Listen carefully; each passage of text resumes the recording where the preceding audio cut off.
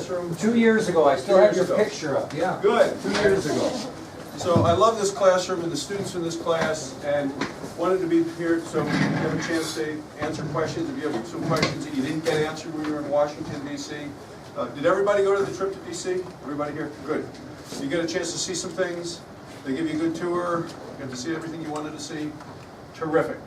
I'll ask this question that I think I asked when I was here 2 years ago, and you were in a different class. How many of you have been to Mount Rushmore? So who's up on the wall in Mount Rushmore? Washington? Jefferson? Lincoln? Which Roosevelt? Teddy. Okay. Which one of those people love to come to Wyoming? Teddy. Teddy loved Wyoming. He was called the Cowboy President. There was a thing called the Rough Riders, and you may have read about that, San Juan Hill, which people think is in Puerto Rico, but it's actually in Cuba, where he went up the hill. And great leaders, vision, also a lot of luck. When you read about San Juan Hill and Teddy Roosevelt going up San Juan Hill after he had kind of forged his identity out here in the Dakotas in Wyoming, you know, he was kind of a balls to the wall, independent, resilient, self-reliant guy. He goes up San Juan Hill. The guy to the left of him got killed. The guy to the right of him got killed going up San Juan Hill. And the horse he was riding got killed. And he still shows up at the top of the hill, holds up the flag, is the national hero, comes back from Cuba to the United States, gets elected governor of New York, and they thought the guy was crazy. They said, we can't have this madman as governor running the show. And one of the political bosses said, I know, we got to get rid of him. Send him to be vice president. So they said, we can't have that madman one heartbeat away from the president. Gets elected vice president. What happens to the president? Assassinated. Boom, nailed him. And Teddy Roosevelt's president. And now there he is on Mount Rushmore. So there's an interesting thing in the components of how you get there. So you can't really plan these things out. You can try, but you can't plan it all the way through. But the thing he loved about Wyoming, he actually gave the commencement speech in Laramie. Anybody been to Laramie, to the university? So there's a building called Old Main. I think it was the first building. It was the oldest one, so they called it Old Main. It was a main building. In 1903, he gave the speech at Old Main. And he gave the speech, and it applies here at Worland High School, because he said, you've received here an excellent education. He said, more important than the education you have here is the character of the people. So the values that you're learning, the opportunities that you have here in Washington County are great ones. So he would be right to say it's not just the education, it's the character. And then he finalized it by saying, people of Wyoming, he said, I believe in you and in your future. And I think if you were to come in and look in this classroom today, you'd say, boy, he was really right to, oh, there he is. Looking right at you. And the thing that's interesting in that picture, he takes these, some people can take pictures of it. No matter where you are looking at the picture, it looks like he's looking right at you. When you move over here, it looks like he's looking at you. Look at you, he looks like he's looking at you. It's just kind of this building. So, here we are, fast forwards from 1903, and now we have in Wyoming for you, every one of you can get a Hathaway Scholarship. You're familiar with the Hathaway Scholarships? You know, that, no other state has that opportunity that everyone here has. Because, you know, for most, if you met other students when you were in Washington, if there were other close-up students there, some of them might have been thinking, oh man, I'm going to have this huge debt when I get out of college. How am I going to deal with that? Do I want to take out these loans? In Wyoming, if you keep up your grades and stay out of trouble, everybody can get a Hathaway. You don't have to compete against you. I mean, you both can get one. And you have to earn it, but it's there. And no other state has anything like it. So, you know, the opportunities that come from being in Wyoming are really second to none. I'm an orthopedic surgeon. We have a medical program called WWAMI, where you become a physician, and again, pay your tuition. What we'd like you to come back and practice in Wyoming, and they could use you right here in Worland. My wife's from Thermopolis, went to high school. She was a Hot Springs County high school kid. She would rather have you go to Thermopolis, but you know, anywhere up here is okay. So there are opportunities like no other. But I just wanted to answer questions that you might have, and I know some of you wrote questions down because you didn't have me or Mike or Liz there in Washington. So I don't know if you want to start or anybody wants to start. I mean, you brought me into the room, and you know, I don't know, so Paige or Dalton.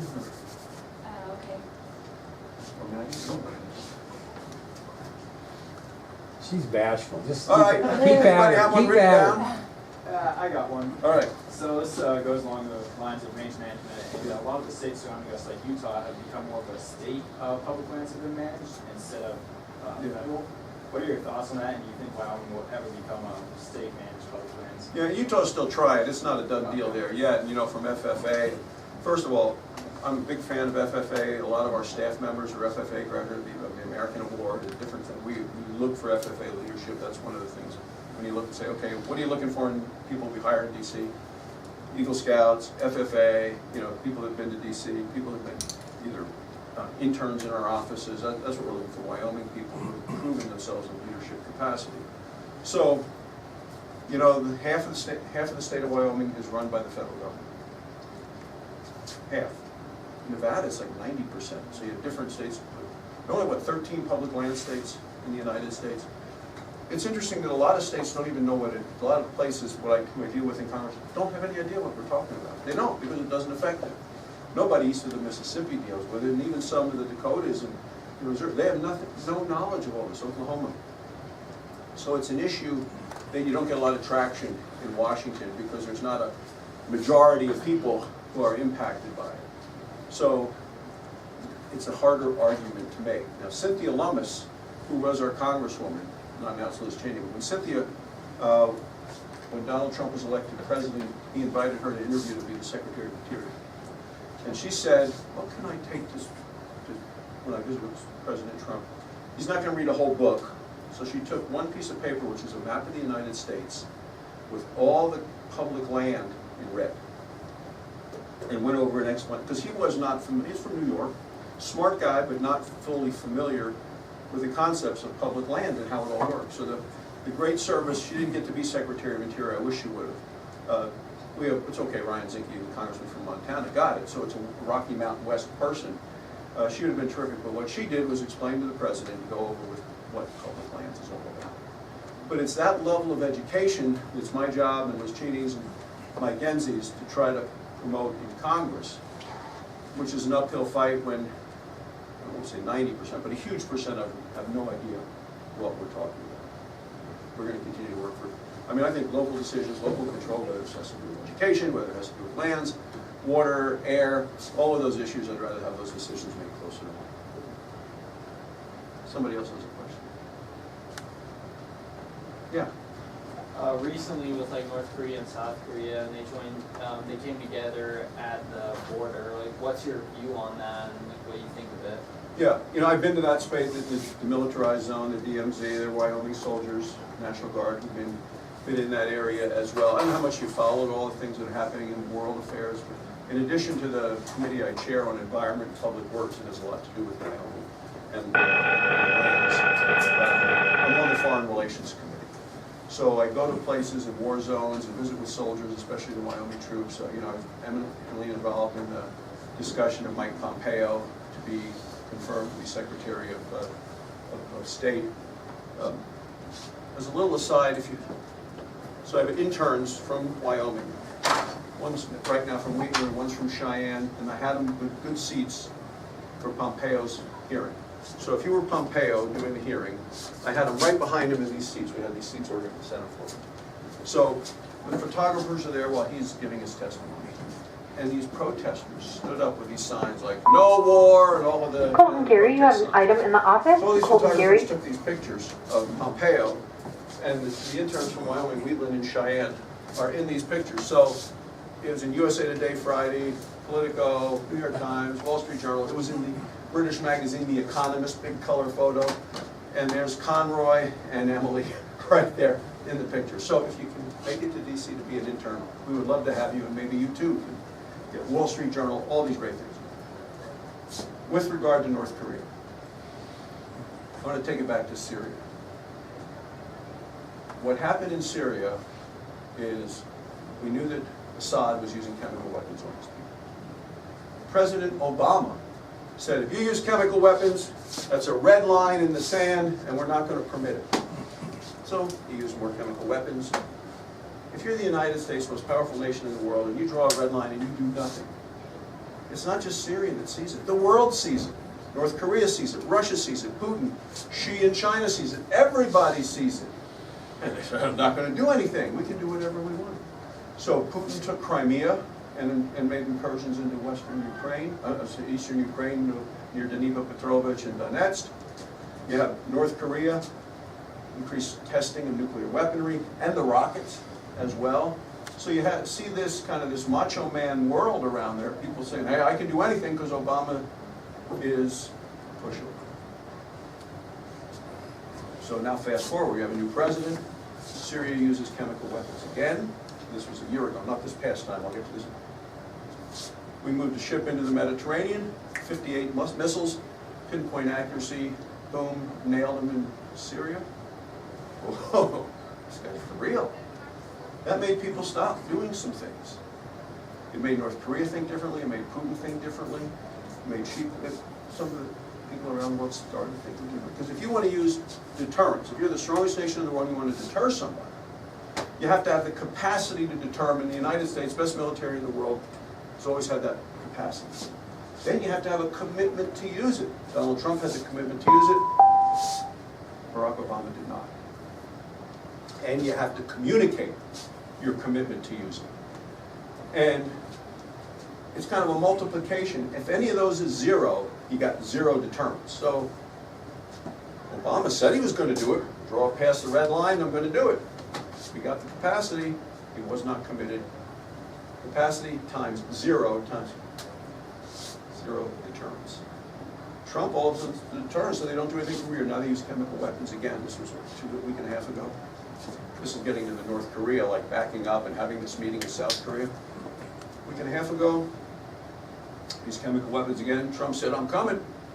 Russia said, well, we have our defensive missiles now in place. We're going to shoot down anything that comes in blocks, whatever comes in. We moved the same boat to the same location, the same two ships in the Mediterranean. They're all looking over there at the Mediterranean. We hit them from the Persian Gulf. We hit them from the Red Sea. We hit them from a submarine. And we hit them with overhead planes from France, England, and the United States.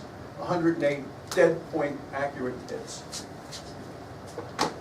We'll see how long it takes before they use chemical weapons again. But that's again, but what we've seen is Putin has not been, they didn't shoot anything against our stuff. And North Korea is saying, wait a second, we better talk with the South Koreans, and we better say we're not going to use any nuclear weapons and stop testing and not do missiles. So we'll see. I mean, we don't know yet what's going to happen. But I think that they know we have the capacity, we have a president who's willing to use it, and he's telling them he's going to use it. So we'll see what happens. But that's, I mean, that's kind of a bigger answer to your question about North Korea. But none of this stuff is in isolation, is what I'm trying to say. It's the whole package. And when we speak, we have to be good. And Teddy Roosevelt, what did he used to say? Speak softly and carry a big stick. And I was on Fox News about this one. They were asking me about this. It was the day we were going to vote on Pompeo. And I said, President Trump is different. He speaks clearly and he carries a big stick. You know, he doesn't speak softly. All presidents are different. And it's a different method of communication. He tweets. He does some things that I'm not a tweeter. Some people do, and some people, but he is very clear in his communication. So, Yeah.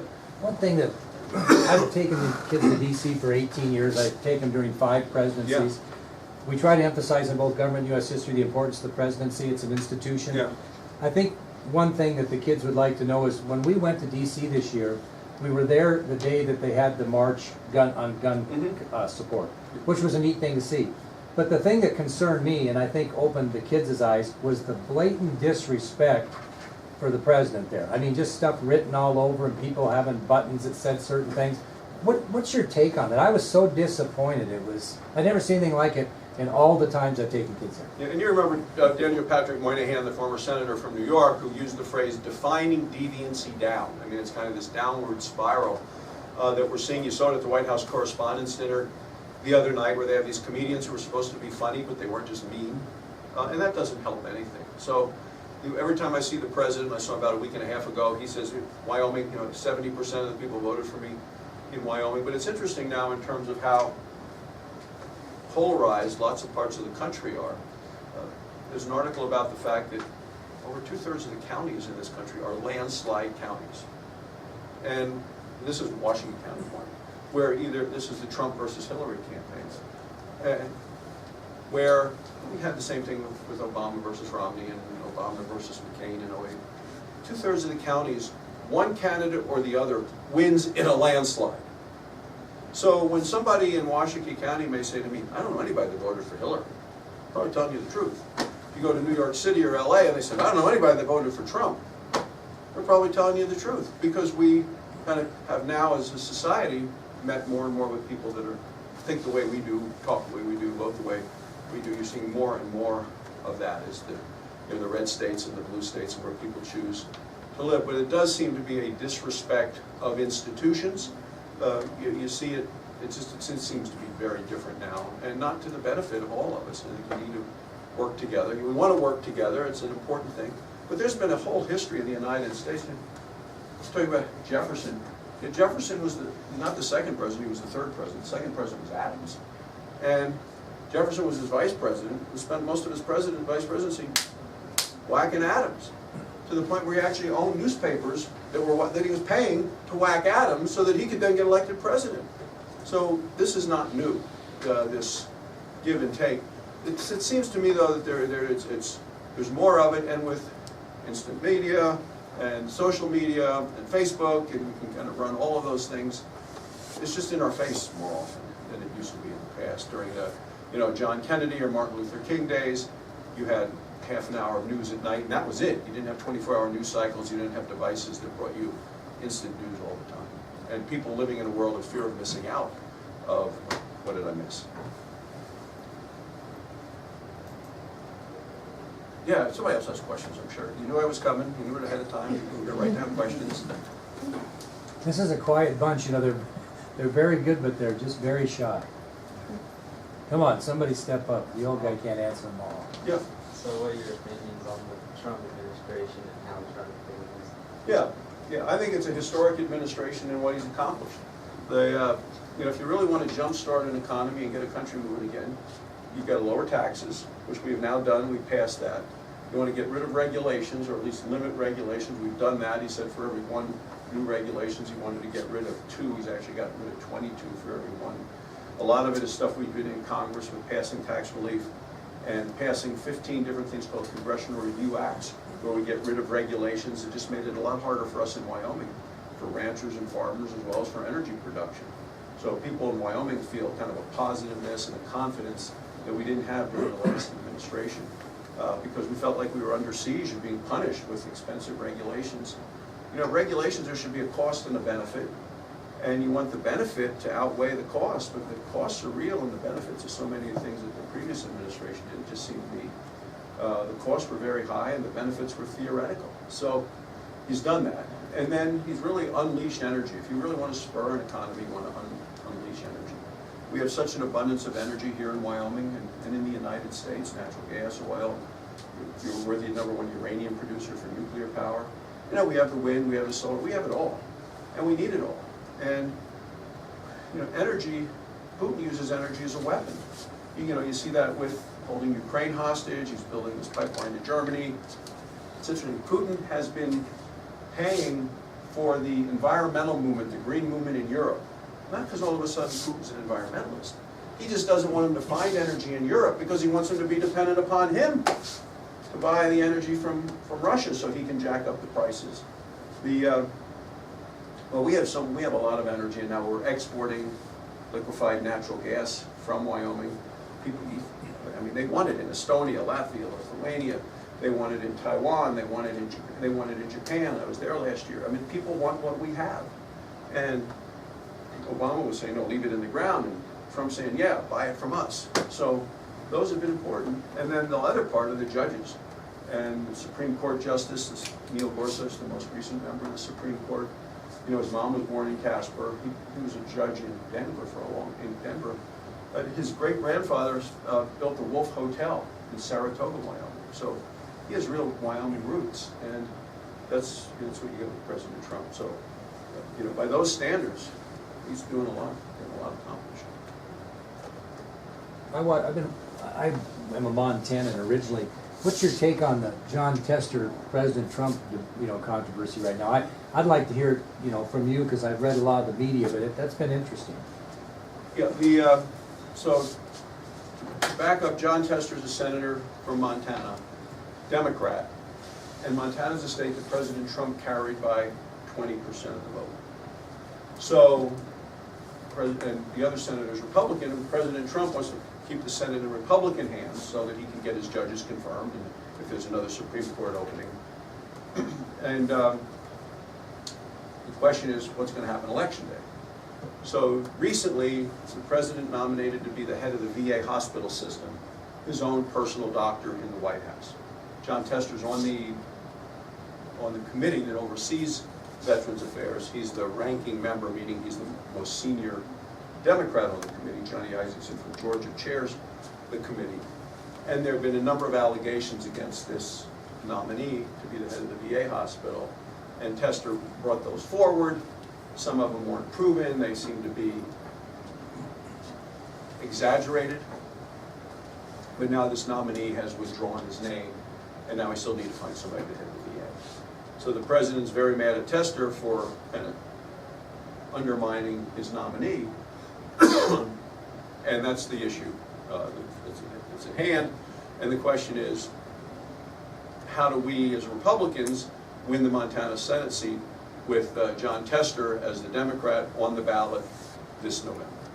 It's going to hurt him, I think, because the little bit of Facebook following I do, you see posts from people from Montana that are very critical of him right now. He may have his hands full.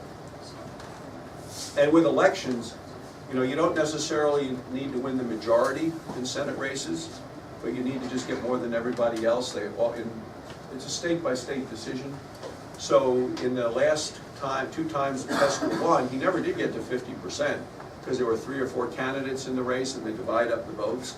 So he's never gotten to 50%. So he's kind of popular enough to win, but not